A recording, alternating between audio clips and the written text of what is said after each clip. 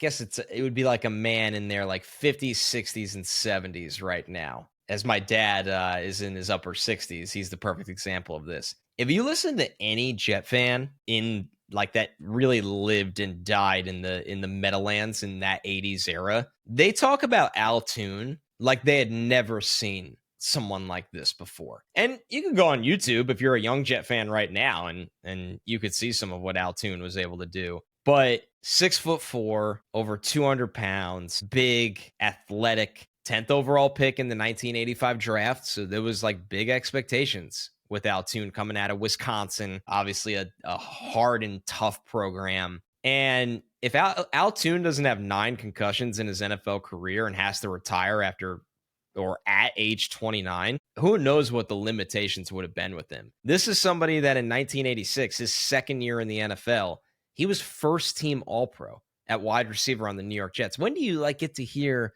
Crazy. you know what I mean?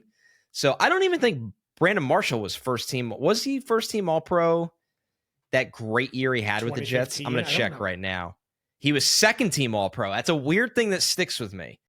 I remember I was like, damn, B. Marsh couldn't get 1,500 yards, 15 touchdowns. Still couldn't get there. No, with Ryan Fitzpatrick as his quarterback. And to be fair, so it was Antonio Brown had over 1,800 yards.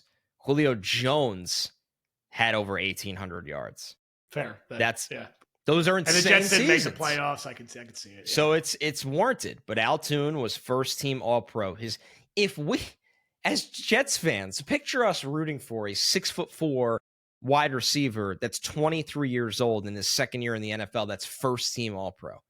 That would be like us having Justin Jefferson or Jamar Chase, to put it in perspective. My uncle used to describe it to me as like, I don't know exactly if the years matched up. He's like, Al Toon and Jerry Rice basically came out together and they were just as good as each other. Right. And Al Toon just got hurt and like he just couldn't stay healthy. But Al Toon was every bit, now again, this Jet fan energy, but he was every bit as good as Jerry Rice in those like first stretch. And then he just couldn't stay healthy, sadly, because those Jet teams, it's always go back to that 51-45 game where they beat Marino in Miami with him and Wesley Walker. Each had like a gazillion yards receiving and like 3 touchdowns.